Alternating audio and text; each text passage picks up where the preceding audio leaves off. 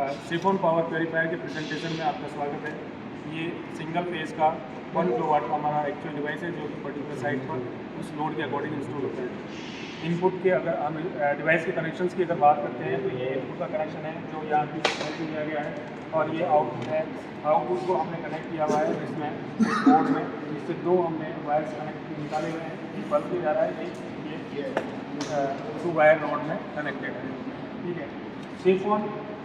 Chiffon के installation के बाद सिफोन के आउटपुट पर कोई भी इलेक्ट्रिकल हैजार्ड नहीं होता है, इस बात को इंश्योर करता है। अगर हैजार्ड्स की अगर हम बात करते हैं, 2 मेजर हैजार्ड्स हैं, शॉक और शॉर्ट सर्किट। शॉक यानी कि बॉडी में जब भी करंट का फ्लो होता है और हम अर्थिंग के टच में आते हैं तो हमें शॉक लगता है, जिससे कैजुअलिटी हो सकती है। हमारे डिवाइस के आउटपुट पर हमने डिवाइस को ऑन किया, ऑन करने के बाद कुछ सेकेंड इंटरनली टेस्टिंग के बाद में ये आउटपुट को ऑन करता है। यदि आउटपुट ऑन हो गया, इट मीन्स डिवाइस की जो सप्लाई है वो सेफ है, वहाँ किसी तरह से कोई शॉक या गार्डन पोजिशन क्रिएट नहीं होगी। जैसे कि मैंने बताया कि ये 2 वायर भी इसके साथ कनेक्टेड है। इसमें से कौन सा न्यूट्रल है, कौन सा फेस है, ये मुझे नहीं पता, लेकिन हम अगर किसी भी फिजिकल वायर के टच में आते हैं तो शॉक लगता है, जबकि सिफोन इस बात को इंश्योर करता है कि शॉक नहीं लगेगा, चाहे आप ग्राउंडिंग भी। यहाँ की जो अर्थिंग जो है वो मैंने ले रखी है प्रॉपर ग्राउंडिंग के साथ में, अर्थिंग को कनेक्ट कर रखा है।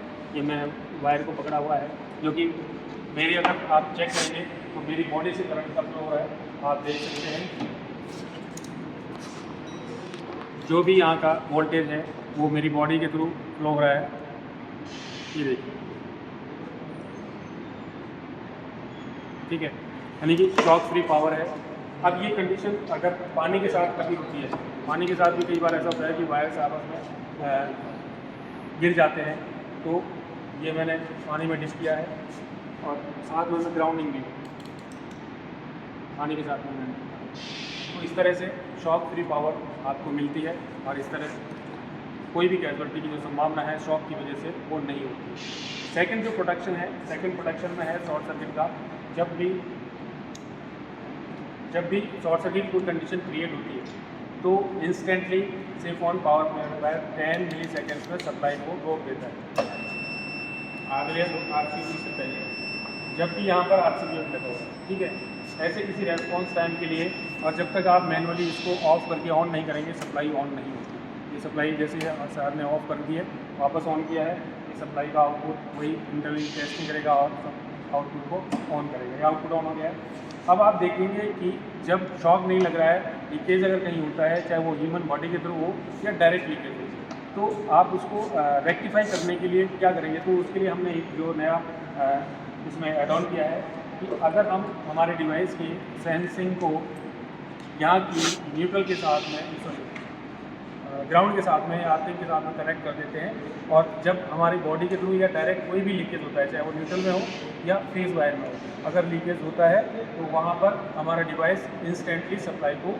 बंद कर देता है।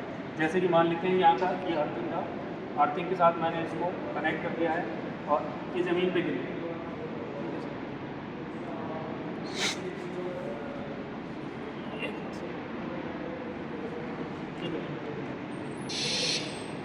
और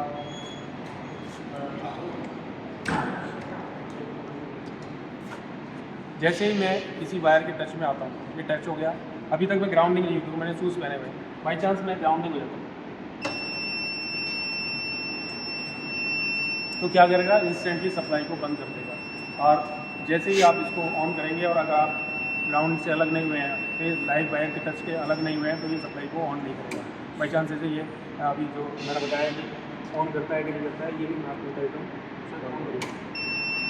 देख रहे हैं आप, अलार्म कंटिन्यू बजता रहेगा, सप्लाई को ऑन नहीं करेगा अगर कोई लाइव वायर के थ्रू टच में है और ग्राउंडिंग में। तो इस तरह से ये हमारा जो डिवाइस है सेफ्टी प्रोवाइड कराता है किसी भी इलेक्ट्रिकल के साथ। Thank you.